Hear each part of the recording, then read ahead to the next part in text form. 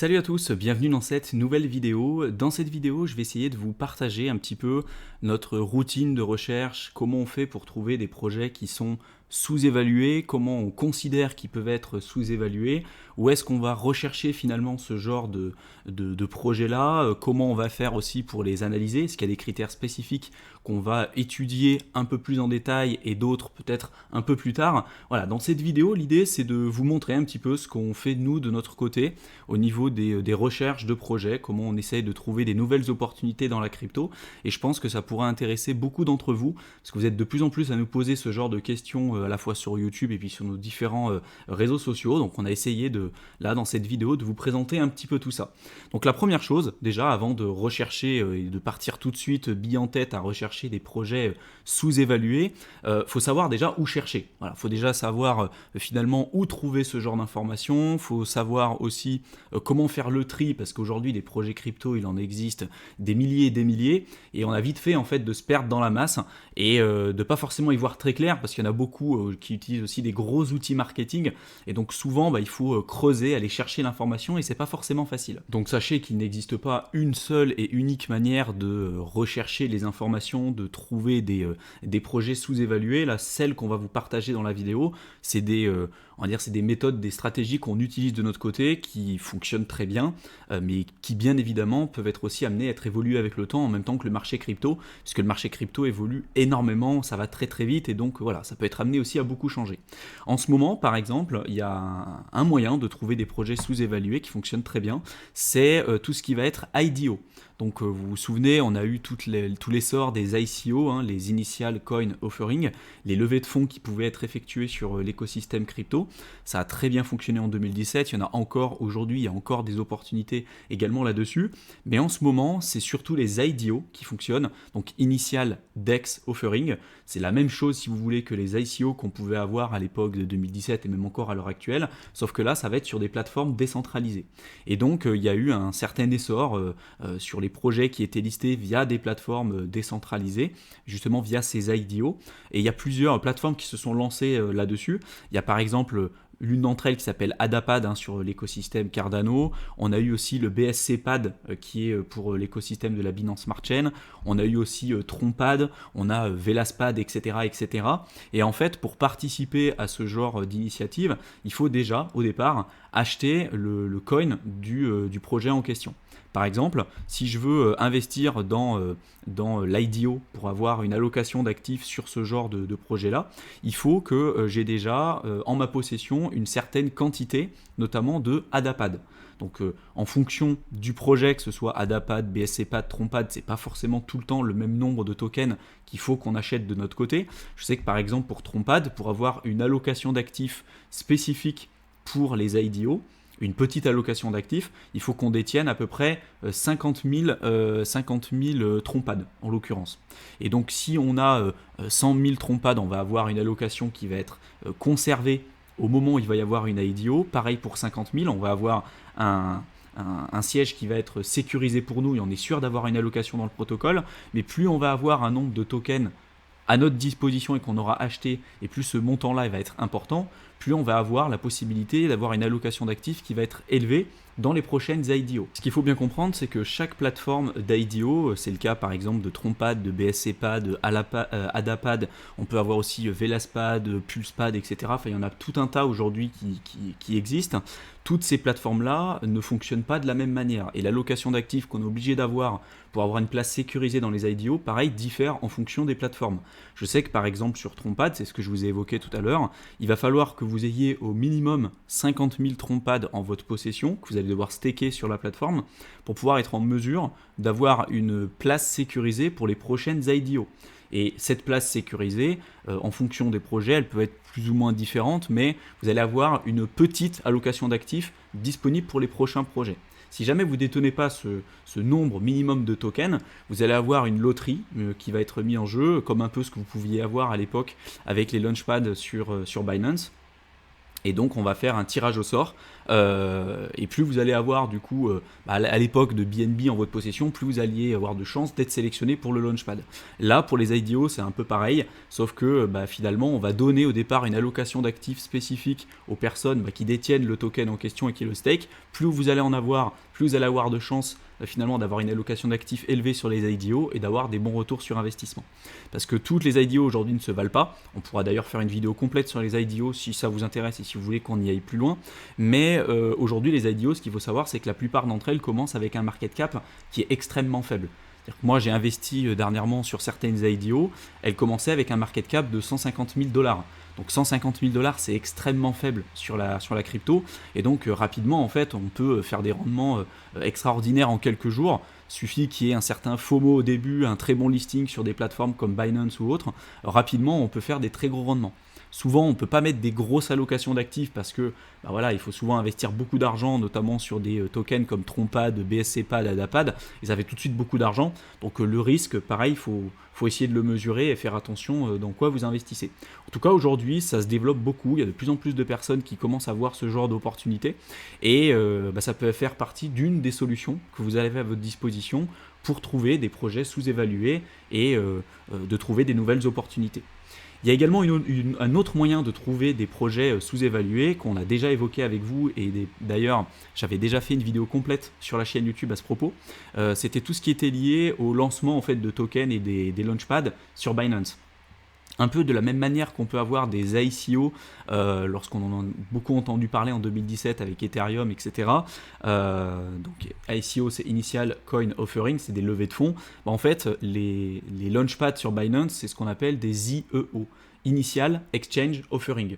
Et donc en fait, c'est tout simplement des lancements de nouveaux projets sur des plateformes d'échange centralisées. On avait d'un côté là les IDO, Initial DEX Offering, sur les plateformes décentralisées. On a la même chose aujourd'hui qui existe sur Binance avec les plateformes justement centralisées cette fois-ci. Et là pareil, on a la possibilité d'investir très tôt sur certains projets. Et il y a quelques projets qui ont très très bien fonctionné via des IEO sur Binance. C'est le cas par exemple de Sandbox, c'est le cas de Axie Infinity, qui ont été lancés notamment via les IEO de Binance. Et aujourd'hui, ils en ont lancé à peu près 60. Tous n'ont pas forcément très bien fonctionné, mais voilà, ça fait partie aussi des moyens que vous pouvez avoir à votre disposition pour aller chercher en tout cas des projets sous-évalués. On va voir dans les autres parties de la vidéo qu'on pourra aller beaucoup plus loin et qu'on pourra être amené bien évidemment à analyser les projets. On ne va pas juste investir aveuglément comme ça dans les projets, on va être amené à faire des analyses un peu plus poussées par la suite. Et ça fera partie de la seconde partie de la vidéo. Il y a un autre moyen aussi pour pouvoir trouver des projets sous-évalués, ça va être d'aller tout simplement aussi sur CoinList. Alors CoinList, c'est une plateforme aujourd'hui qui fait déjà un pré-tri, ils ont une grosse équipe qui fait un pré-tri sur tous les projets qui veulent faire des levées de fonds. Et souvent, c'est assez compliqué pour pouvoir rentrer notamment sur des projets sur CoinList parce qu'il y a beaucoup de gens qui veulent y aller dessus. Mais ils ont quand même un historique d'avoir lancé des projets très intéressants. C'est le cas par exemple de Flow qu'ils ont lancé dernièrement. Ils ont fait une levée de fonds à peu près 20 millions, là, 19 500 000 $. Et depuis le lancement de l'ICO sur CoinList, on a fait x77 en dollars, x7,92 les performances de l'Ether et fois presque 19 les performances du Bitcoin. Donc ça a été un super retour sur investissement au niveau de l'ICO. Donc d'où l'intérêt justement de jeter un coup d'œil un petit peu sur ce qui peut se passer sur CoinList. Ils ont également lancé le token Polkadot. Donc là, ils ont levé bien plus d'argent. Vous voyez qu'aujourd'hui, Polkadot, si on prend ceux qui ont investi à l'ICO, ils ont fait presque x100 en dollars, presque x9 en Ether, donc ils ont surperformé de plus de 8 fois les performances de l'Ether, et ils ont surperformé plus de 13 fois les performances du Bitcoin. On peut aller encore plus loin, ils ont lancé aussi le projet Solana. Et le projet Solana, donc à l'époque, ils ont demandé donc une levée de fonds de 25 millions, un peu plus, 25,6. Et si vous aviez justement investi à l'ICO, aujourd'hui, en fait, avec le cours actuel du Solana, vous auriez fait x 662. Vous auriez multiplié votre mise de départ en dollars de 662 fois, même un peu plus. Vous auriez décuplé les performances par rapport à l'Ether de près de 28 fois. Vous aurez décuplé de plus de 28 fois les performances de l'Ether et de près de 103 fois les performances du Bitcoin. Donc c'est juste complètement fou. Tous les projets en effet ne sont pas extrêmement intéressants, puis il y en a qui ont fait aussi des gros flops, hein, c'est le risque. Mais voilà, ça vous donne encore une fois un outil supplémentaire pour aller rechercher des opportunités et de savoir un petit peu où regarder pour déjà faire un pré-tri de tout ce qui existe sur le marché. Vous avez également aussi une autre possibilité, c'est d'aller sur tout ce qui va être écosystème de Chainlink. Donc Chainlink, c'est un oracle aujourd'hui décentralisé qui est extrêmement utilisé sur la plupart des applications décentralisées. L'objectif des oracles, c'est de faire le lien et le pont entre les données qu'on peut avoir à l'extérieur de la blockchain, puis même à l'intérieur, et de communiquer ces données les unes avec les autres sans faire autant appel à un tiers de confiance, puisque notamment pour les contrats intelligents, si jamais vous avez en effet des plateformes qui sont décentralisées et si vous avez même un consensus de manière générale qui va être décentralisé, si derrière les données que vous utilisez dans le contrat intelligent, c'est une entreprise privée qui contrôle ces données-là qui sont directement insufflées dans le contrat intelligent, vous comprenez bien que vous avez, encore une fois, vous retombez dans les problématiques liées au tiers de confiance. Donc d'où l'intérêt d'utiliser des oracles comme Chainlink, justement, et donc de plus en plus ils sont en train de développer des nouveaux partenariats, et souvent pour pouvoir rentrer au sein de l'écosystème Chainlink, il faut quand même avoir un projet qui tienne vraiment la route, et vous avez un site internet aujourd'hui avec l'écosystème de Chainlink qui vous permet de voir les nouveaux projets qui ont été ajoutés au partenariat avec Chainlink. Donc ça pareil, tous les liens je vous les mettrai dans la description de la vidéo si ça vous intéresse. Tous les projets ne sont pas forcément intéressants, mais pareil, c'est-à-dire que souvent on peut se dire que si Chainlink a autorisé et a fait en sorte de créer un partenariat avec tous les différents projets que vous pourrez voir ici, vous pourrez regarder par exemple en 2021, 2022, et là en 2022 il y a eu 22 nouveaux projets déjà encore qui ont rejoint l'écosystème Chainlink. Donc par exemple, si vous cliquez là-dessus, vous allez cliquer sur le lien, vous allez arriver sur le site officiel du projet en question et vous pouvez jeter un coup d'œil. Après, faire une analyse comme on va le voir dans la seconde partie de la vidéo, mais on peut déjà dire a priori que si on rejoint l'écosystème Chainlink, c'est que déjà on a un projet qui tienne la route, et je pense qu'ils font a priori un pré-tri sur les projets avec lesquels ils travaillent, avec lesquels ils vont nouer des partenariats sur le long terme, puisque pour avoir le succès qu'ils souhaitent avoir, ils sont quand même censés faire attention avec les personnes avec lesquelles ils sont censés nouer aussi des partenariats. Donc ça c'est pareil, un outil que vous pourrez utiliser de votre côté, qui fonctionne très bien et qui vous permet de faire un pré-tri de ce qui peut exister aujourd'hui. Ce qui est important de noter, c'est que quand on parle de projets prometteurs, de projets sous-évalués, il faut toujours, et vraiment toujours, que vous ayez un moyen de comparer, en tout cas d'avoir une idée en tête de la valeur du projet en question, ou du moins de sa valeur fondamentale, de sa valeur théorique. Si je prends le cas, c'est pas tout le temps facile, mais si je prends le cas par exemple de Bitcoin et de l'Ether, je vais essayer de vous donner des chiffres et je vais vous montrer que aujourd'hui, typiquement même encore à l'heure actuelle, ces projets-là sont sous-évalués par rapport au marché auquel ils essayent de s'attaquer, et aujourd'hui la révolution qu'ils ont permis de mettre en place. Mais si aujourd'hui vous recherchez notamment des projets sous-évalués mais que vous n'avez aucun moyen de comparer ça et d'avoir un certain étalon dans votre tête, ça va être très compliqué pour vous pour pouvoir prendre des bonnes décisions. Parce qu'il y en a beaucoup aujourd'hui qui considèrent que le Bitcoin, que l'Ether sont des projets qui sont surévalués, parce que en fait les gens ont du mal à comprendre que on n'est pas forcément obligé d'acheter un Bitcoin entier, on peut acheter des fractions de Bitcoin, et que malheureusement beaucoup de personnes préfèrent acheter un projet qui va leur permettre d'avoir pour 1000 euros des centaines de milliers de tokens, parce qu'ils ont l'impression d'en avoir plus pour leur argent, alors que finalement il y aura beaucoup plus de tokens en circulation, alors qu'on sait que le Bitcoin typiquement il y en aura 21 millions, pas un de plus. Donc c'est normal que à l'unité le Bitcoin soit plus cher que d'autres projets comme Dogecoin ou autre chose. L'idée, c'est que quand vous investissez dans un projet, que vous ayez toujours la valeur théorique fondamentale et on va dire la valeur du marché auquel essaye de s'attaquer ce genre de projet. Pour le cas de Bitcoin, par exemple, on sait que ça vise à remplacer, enfin en tout cas on le considère de plus en plus dans l'écosystème crypto comme étant l'or 2.0, la réserve de valeur du monde digital. Et moi, à titre personnel, je trouve que c'est le meilleur moyen aujourd'hui qu'on a pour pouvoir stocker, transférer et échanger de la valeur les uns avec les autres à travers l'espace et le temps. Je vais le répéter parce que c'est peut-être pas forcément très clair pour vous, mais si par exemple vous avez investi dans de l'or, on sait que l'or c'est une très bonne réserve de valeur, ça a fonctionné pendant des milliers d'années, néanmoins c'est pas forcément ce qu'il y a de plus facile pour pouvoir faire des transactions. Si demain vous voulez échanger des lingots d'or les uns avec les autres, ça coûte extrêmement cher, en plus vous avez des risques de contrefaçon, voilà, il y a tout un tas de problématiques qui sont liées à l'or.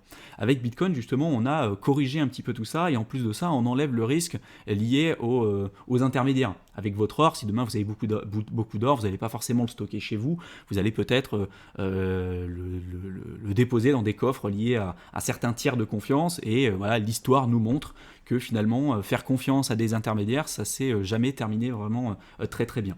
Donc il y a quand même énormément d'avantages à utiliser le Bitcoin, mais de plus en plus, en tout cas, c'est vu dans la tête des gens, vu dans la tête des investisseurs comme étant la réserve de valeur 2.0. Et selon moi, ça reste aujourd'hui la meilleure alternative qu'on a pour pouvoir conserver et préserver notre capital et transférer de la valeur à travers l'espace et le temps. Pour transférer des bitcoins d'un endroit à un autre, c'est beaucoup plus simple notamment que de l'or, et puis à travers le temps aussi, parce que dans 50 ans finalement on connaît la politique monétaire du Bitcoin, on connaît également son pourcentage d'inflation avec le temps, et on sait que ça dépassera jamais 21 millions. Donc on sait finalement qu'on ne sera jamais dilué avec le temps, ce qui n'est pas le cas pour l'or. L'or, si demain l'or évolue et que le cours de l'or évolue à la hausse, bah, finalement certaines expéditions minières qui n'étaient pas rentable à l'époque pourrait le devenir, et du coup on va faire en sorte d'en extraire plus du sol. Donc l'inflation sur l'or, elle reste à peu près constante depuis le temps qu'on connaît l'or, mais quelquefois il y en a un peu plus, quelquefois il y en a un peu moins, et on est toujours capable d'en trouver sur Terre. Puis il y en a même qui parlent d'aller chercher de l'or maintenant sur des météorites ou dans l'espace. Bon, on n'y est pas encore, mais voilà, l'intérêt du Bitcoin, c'est qu'on sait que c'est vraiment fini, il y en a 21 millions, il n'y en aura pas un de plus, et donc l'intérêt pour nous justement, c'est que on sait qu'on ne sera pas dilué avec le temps, et donc d'où l'intérêt de pouvoir protéger son pouvoir d'achat et son patrimoine comme ça avec le temps.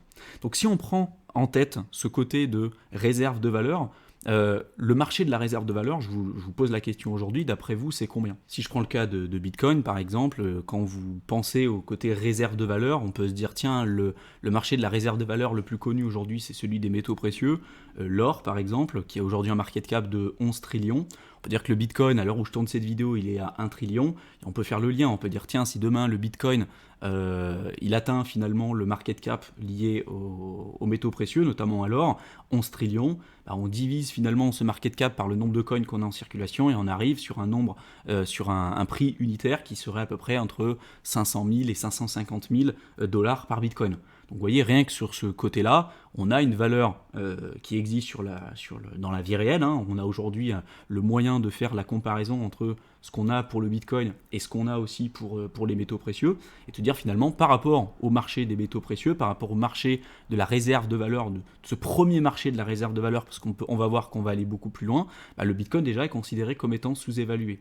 Mais je vous pose la question aujourd'hui, et voilà, le Bitcoin, le marché de la réserve de valeur, c'est bien plus que celui lié à l'or. Le marché de la réserve de valeur, ça prend aussi en compte tout ce qui va être lié à la bourse, à l'immobilier. Quand vous investissez notamment dans des ETF type ETF World ou des ETF liés au S&P 500, c'est pas parce que vous aimez individuellement les entreprises, les 500 plus grandes entreprises du marché US. C'est parce que vous considérez que les ETF aujourd'hui vont vous permettre de battre l'inflation, qui vont vous permettre de diversifier suffisamment votre capital pour conserver votre pouvoir d'achat, puis si possible après d'en gagner dans les années à venir. Donc on peut considérer que c'est aussi un moyen de préserver de la valeur. Et donc ça fait partie aussi du côté de la réserve de valeur qui peut exister. C'est pas que les métaux précieux. Pareil aussi sur l'immobilier, il y en a qui préfèrent stocker leur argent et leur capital directement dans de la pierre parce que c'est concret, c'est physique, c'est quelque chose qu'ils possèdent également de leur côté. Et donc aussi l'immobilier, c'est un très gros marché qui peut aussi, dont une partie est utilisée comme côté réserve de valeur. On a aussi tout ce qui va être lié aux œuvres d'art, on a aussi tout ce qui va être lié au marché de la dette, donc les obligations. Quand on parle des bons de trésor américains ou même sur le marché français, hein, quand vous investissez dans des obligations de l'État français ou sur les bons de trésor américains, quand vous investissez dans la dette américaine, souvent on considère, historiquement parlant, que les obligations c'est relativement sûr, et d'ailleurs aujourd'hui, il y en a qui préfèrent investir sur des obligations sur 30 ans en étant sûr de perdre de l'argent parce que l'argent qu'ils vont perdre sur 30 ans, bah, ils savent déjà qu'ils vont avoir un rendement négatif et qu'ils vont perdre de l'argent avec l'inflation, mais ça sera toujours moins pire dans leur tête que si jamais ils le laissaient notamment en cash ou sur d'autres classes d'actifs. Donc je sais que les obligations, historiquement parlant, c'est aussi considéré comme étant la réserve de valeur. Et donc si on prend en ligne de compte tout ce marché lié à la réserve de valeur de manière générale, il y a pas mal d'études qui le montrent, on considère que le marché de la réserve de valeur aujourd'hui, c'est un peu plus de 300 trillions de dollars. Donc pareil, après vous pouvez faire des estimations. Le Bitcoin aujourd'hui, voilà, est-ce qu'il va prendre les 100% de ces 300 trillions? Je ne pense pas, personnellement, je pense qu'il a la possibilité d'en prendre une partie parce qu'il a quand même des atouts, il a des avantages que n'ont pas toutes les autres classes d'actifs. On est en train d'assister à la naissance et l'émergence d'une toute nouvelle classe d'actifs. Donc en effet, il faut que ce marché-là, qui soit de plus en plus mature et voir jusqu'où ça peut aller. Mais vous voyez, vous pouvez très bien faire une estimation en disant, sur ce marché de 300 trillions, bah, finalement le Bitcoin, s'il prend 0,1%, 1%, 2%, 5%, ça fait combien de prix unitaire par coin finalement? Et donc vous pouvez comparer par rapport au cours que vous avez aujourd'hui et de vous dire dans votre tête, voilà, est-ce que vous le considérez comme étant sous-évalué ou surévalué? Souvent on a l'impression qu'il faut tout de suite aller chercher dans des projets, sur des IDO, des ICO, prendre des risques démesurés, alors que souvent on a des opportunités aussi en face de nous, à condition bien évidemment d'avoir un moyen de comparaison et d'avoir des chiffres concrets en face des yeux. C'est la même chose aussi avec l'Ether. Vous le savez, mais l'Ether aujourd'hui s'attaque notamment à tout un tas de marchés, à la finance décentralisée. Il y a aussi les NFT qui n'existaient pas jusqu'à présent. Il y a aussi les métaverses de plus en plus. Ils font aussi tout ce qui va être lié au levée de fonds. Et puis tout un tas d'autres applications qui n'existent pas encore aujourd'hui. Et si je prends le cas par exemple de ce site-là qui est vraiment pas mal et qui permet de voir en perspective les différents chiffres par rapport aux différents marchés, on voit que par exemple aujourd'hui on va dire la richesse globale d'un point de vue planétaire aujourd'hui sur la planète Terre, on considère qu'on est à 360, presque 361 trillions de dollars de richesse totale. Voilà, en prenant aujourd'hui l'immobilier, ce qui est créé aujourd'hui comme richesse de manière générale, voilà, on est à peu près à 361 trillions. Et si vous allez sur le marché qu'on appelle le marché des produits dérivés, aujourd'hui, ce marché des produits dérivés représente aujourd'hui, un marché de 1 quadrillion. Donc le marché des produits dérivés, il est bien plus important que toute la richesse qui existe sur la planète Terre, tout pays confondu. Et vous le savez, mais Ethereum s'attaque donc à la finance décentralisée, donc tous les produits ou les services qui existent de manière générale sur la finance traditionnelle. De plus en plus, on le voit apparaître sur la blockchain Ethereum. Et bien évidemment qu'on a aussi tout un tas d'applications qui existent avec les produits dérivés. C'est le cas notamment de Synthetix, enfin voilà, il y a tout un tas de protocoles aujourd'hui qui commencent à se développer pour développer les produits dérivés sur Ethereum, et c'est une application, c'est une des différentes applications.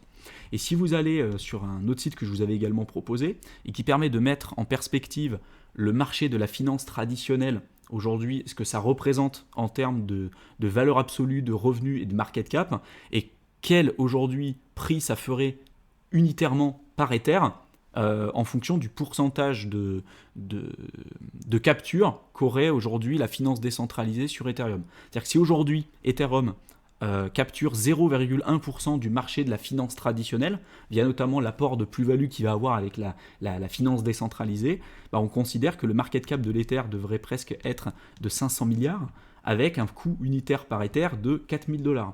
Si l'Ether prend 0,5%, donc même pas 1% de la finance traditionnelle, sachant que l'Ether, on le sait, il y a tout un tas d'avantages à l'utiliser, on a des meilleurs rendements, on enlève le risque lié à la contrepartie, enfin voilà, tout ce qui fait aujourd'hui la notoriété et tout ce qu'on vous a déjà présenté sur Ether, 0,5%, ça met quand même en tête une estimation qui est quand même relativement faible par rapport au marché auquel il essaye de s'attaquer. Sachant qu'en plus, Ether, c'est pas juste la finance décentralisée, c'est aussi, comme je vous l'ai dit, les NFT, les métaverses, etc. Et donc ça peut aller aussi beaucoup plus loin. Mais vous voyez, si on prend 0,5% de la finance traditionnelle, si l'Ether prend 0,5% de ce marché-là, on a le coût unitaire d'un Ether qui est de 20 000 $. S'il prend 1%, on est à 40 000. S'il prend 5%, on est à 202 000. S'il prend 10%, on est à 405 000. 25%, on est à 1 million. Donc vous voyez, l'idée, c'est pas de vous dire tout de suite on va prendre 25%, peu importe.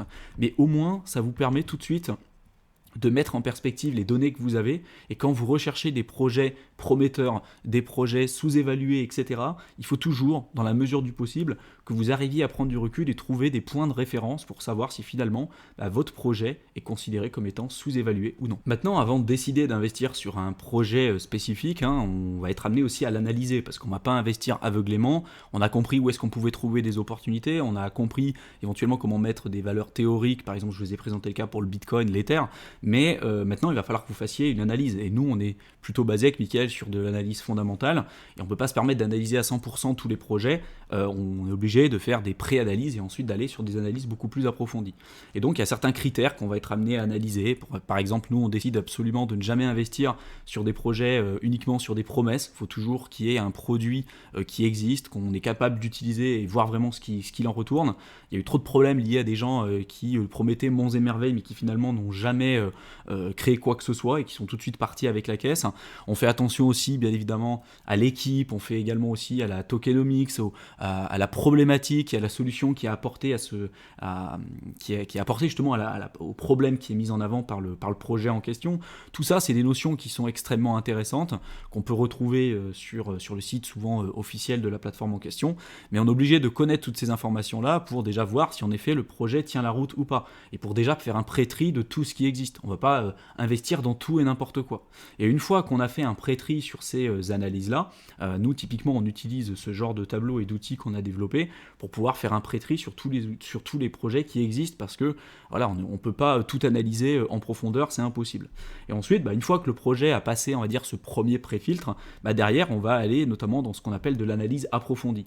Et là, dans de l'analyse approfondie, on va aller beaucoup plus loin. Je ne vais pas pouvoir tout vous montrer en détail, c'est pas le but de cette vidéo, mais on va analyser notamment voilà, la tokenomique du jeton ou du coin en question. Par exemple, rien que pour le jeton, on va analyser voilà, le nombre de tokens en circulation, le market cap, le pourcentage en circulation, la présence sur les plateformes d'échange, la tendance du coin depuis sa création, la politique d'appréciation du jeton, etc. La tokenomique, c'est hyper important. Ensuite, on va analyser tout ce qui va être lié à l'équipe, au projet, à l'analyse de l'entreprise, le projet, les avantages concurrentiels que vont avoir l'entreprise par rapport à d'autres, liés à la communauté, à la communication. Enfin, vous voyez, il y a plein de critères en fait qu'on va être amené à analyser pour finalement à la fin mettre une valeur fondamentale par rapport au projet et de se dire, in fine, est-ce que ce projet-là, il a passé tous ces différents filtres? Et si en effet il a passé tous ces différents filtres, on va décider d'investir ou non sur le projet en question.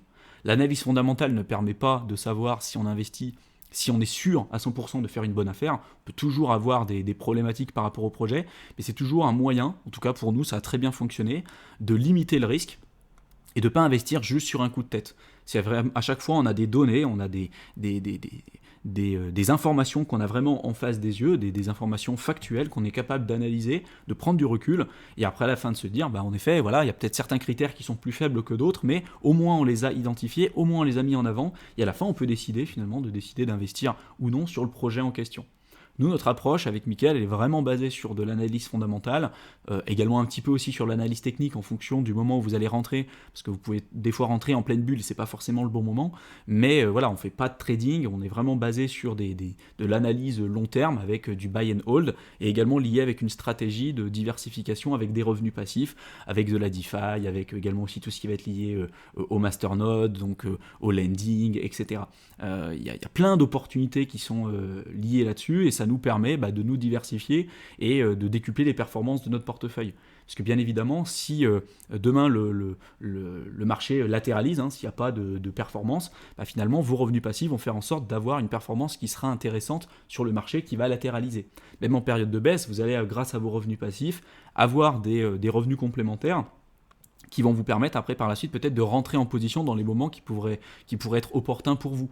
Dans le cas où on a eu un gros crack en mars 2020 avec la crise sanitaire, moi je sais que j'aurais voulu investir, sauf qu'à l'époque, je n'avais pas suffisamment de capitaux pour rentrer sur cette période-là. Justement, le fait d'avoir tout le temps des sources de revenus complémentaires, ça permet d'avoir du cash disponible et de rentrer dans des moments aussi qui peuvent être intéressants pour nous. Et ça, après, en termes de gestion, une fois qu'on a trouvé le portefeuille qui nous intéresse, l'allocation d'actifs qui nous intéresse, la gestion de portefeuille, elle est vraiment simple. Après, ça prend on va dire quelques heures par mois pour gérer correctement notre portefeuille, mais c'est tout. Mais au début, voilà, ça demande de faire des analyses, ça demande de prendre du recul, ça demande de faire attention à ce qu'on fait, et c'est ce qu'on essaie justement de vous porter dans cette vidéo. J'espère en tout cas que vous aurez appris quelque chose dans cette vidéo, et comme d'habitude, pour tous ceux qui veulent se lancer dans l'écosystème crypto, qui ne savent pas par où commencer, on vous met le lien dans la description de notre guide qui est offert, que vous pouvez télécharger, et dans lequel on vous explique toutes les étapes qu'il va vraiment falloir que vous suiviez pour commencer à faire vos premiers pas correctement dans le secteur des crypto-monnaies. Donc si aujourd'hui vous êtes totalement débutant, vous ne savez pas par où commencer, ce guide-là vous aidera énormément à faire vos premiers pas de manière efficace dans le secteur des crypto-monnaies. Je vous souhaite une excellente fin de journée à tous et je vous retrouve dans une prochaine vidéo. Salut à tous!